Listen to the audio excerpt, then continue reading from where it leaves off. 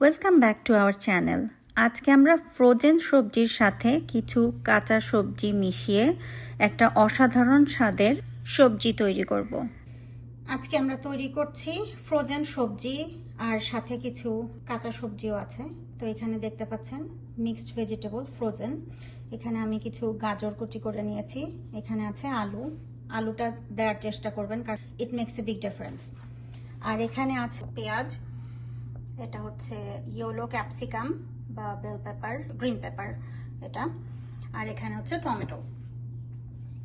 আর মশলার মধ্যে আছে মরিচ কুচি, রসুন কুচি, পেঁয়াজ কুচি, তেজপাতা, এলাচ, ছোট্ট একটা দারুচিনি, আস্ত জিরা, 5 ফোড়নের মশলা, একটুখানি বিট লবণ আর একটুখানি চাট মশলা, আর সব শেষে দেব অল্প একটু ঘি। এই হলো ইনগ্রেডিয়েন্ট। এখন আসছি রান্নাতে। চুলোটা গরম হওয়ার পরে এখানে আমি দিয়ে দিচ্ছি প্রথমে 5 ফোড়ন, জিরার গুঁড়ো, এলাচ, দারুচিনি, তেজপাতা। ফোড়নটা একটু তেলের মধ্যে স্মেলটা ছড়ায় দেওয়ার পর এখানে অ্যাড করছি পেঁয়াজ কুচি, রসুন কুচি আর কাঁচামরিচ। অল্প একটু লবণ দিয়ে দিচ্ছি আপাতত, খুব বেশি না। এখন নাড়া দেবো। এটাকে খুব বেশি ভাজতে হবে না, অল্প একটু ভাজবো। চুলোর জাল কিন্তু বাড়ানো আছে। এই পর্যায়ে আমি তেলের উপরে একটু হলুদের গুঁড়া দিয়ে দিব।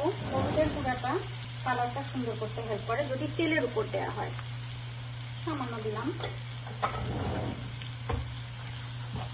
এবং এটা দেওয়ার পর তেলের সাথে যখন হলুদটা মিশে যাবে সাথে সাথে আমি সবজিগুলো দিয়ে দিব। সব সবজি না, প্রথমে আমি দিচ্ছি গাজর আর আলু।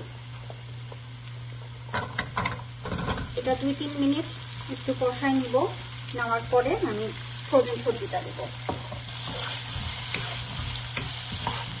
সাধারণত সবজিতে আমরা গরম মশলা ইউজ করি না, তাই না? কিন্তু এখানে একটুখানি গরম মশলা দেখবেন যে কতটা ডিফারেন্স তৈরি করে স্বাদে। যে মানে খেতে অনেকটা সিঙ্গারার পুরের মতো লাগবে। রুটি দিয়েও খুব ভালো লাগে, আবার ভাত দিয়ে তো ভালো লাগবেই। আলুটা আসলে এটাকে কি বলবো, আলুটা দিলে সব সবজি স্বাদ লাগে। আর চেষ্টা করবেন যে কোনো সবজি রান্না করার সময় মিষ্টি কিছু একটা দেওয়ার জন্য। আমার আজকে গাজর আছে, গাজর দিয়েছি। আপনি মিষ্টি কুমড়া দিতে পারেন, ডিপেন্ড করে যে কি ধরনের সবজি বানাচ্ছেন। অথবা আপনি মিষ্টি আলুও দিতে পারেন। যারা আলু খেতে সমস্যা, ডায়াবেটিসের প্রবলেম আছে, তারা যদি মিষ্টি আলুটা ব্যবহার করেন। মিষ্টি আলু কিন্তু অ্যাকচুয়ালি ডায়াবেটিসের রোগীদের জন্য ভালো, এটা সুগার বাড়ায় না। আর যদি নিতান্তই আপনার কাছে কোনো মিষ্টি জাতীয় জিনিস সবজি নাই থাকে, তাহলে আপনি হালকা চিনি ব্যবহার করতে পারেন। চিনিটাও এটা খুব স্বাদে একটা পার্থক্য নিয়ে আসে। তো আমার এটা কষানো মোটামুটি হয়ে গেছে আলু আর গাজরটা। এবার আমি ফ্রোজেন সবজিটা দিয়ে দিব। ফ্রোজেন সবজি আমি চেষ্টা করছি যতটুকু পেরেছি এটার পানিটা বের করে নিতে, তারপরেও কিছু থেকে গেছে, দেখতেই পাচ্ছেন। এখানে আরেকটা জিনিস খেয়াল রাখবেন যে জালটা কিন্তু বেশি থাকতে হবে, কারণ ফ্রোজেন সবজি থেকে এক গাদা পানি বের হবে। তো এই কারণে জালটা বেশি থাকলে সুবিধা হয়, পানি অতটা বের হবে না। আর এখন আমি দিয়ে দিচ্ছি পরিমাণ মতো লবণ। লবণের পরিমাণটা আপনারা নিজেরা বুঝে দিবেন, কারণ এক একজন এক এক রকম লবণ খায়। তো আমি দিচ্ছি, আমার আরও সবজি যেহেতু আছে কাজে একটু বেশি পরিমাণে দিলাম। তারপর চেখে দেখে যদি লাগে তখন দেবো।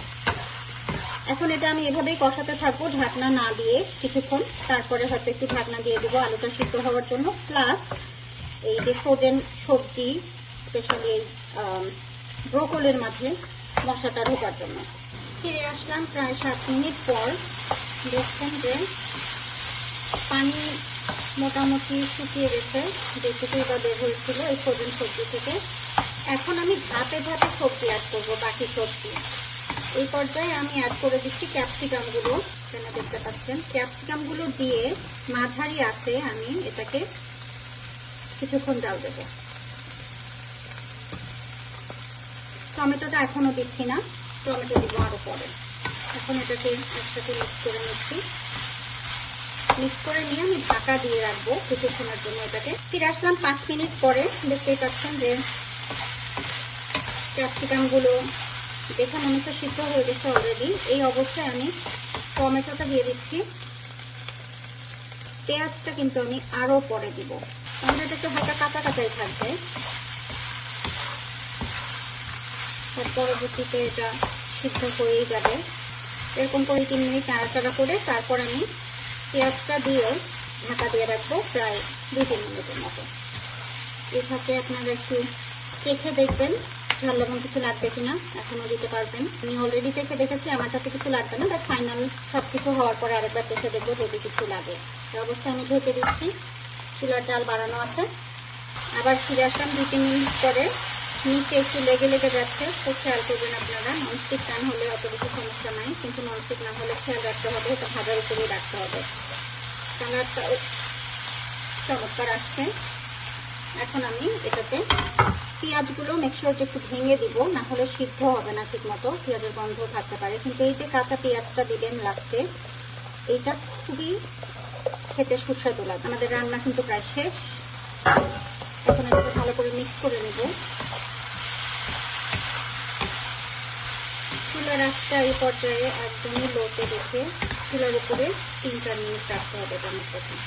এই ক্ষেত্রে মনে রাখবেন যে চুলার আঁচটা একদম লো রাখতে হবে। ফিরে আসছি 2 মিনিট পর। ফিরে আসলাম আবার 2 মিনিট পরে।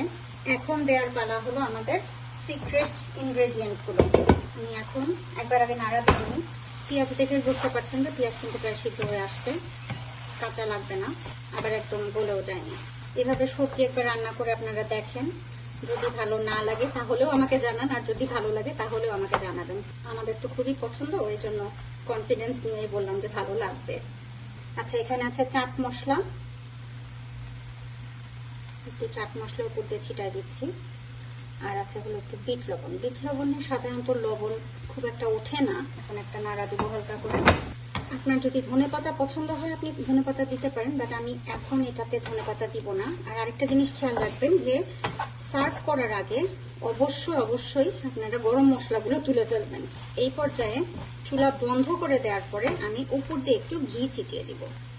ঘি দেওয়ার পর কিন্তু আমি ঢাকনা দিয়ে এটা চুলার উপরে কিছুক্ষণ রেখে দিব, কারণ হচ্ছে ঘিয়ের গন্ধটা পুরোপুরি এটার ভিতর ইনফিউজ হবে, শুধুমাত্র সুঘ্রাণের জন্য। এখন ঢেকে দিচ্ছি ঘিয়ের গন্ধটা ইনফিউজ হওয়ার জন্য। তৈরি হয়ে গেল আমাদের খুবই সুস্বাদু মিক্সড ভেজিটেবল। খেয়ে আমাদেরকে অবশ্যই জানাবেন, কিংবা রান্না করে আমাদেরকে জানাবেন যে আপনাদের কেমন লাগলো। Thank you.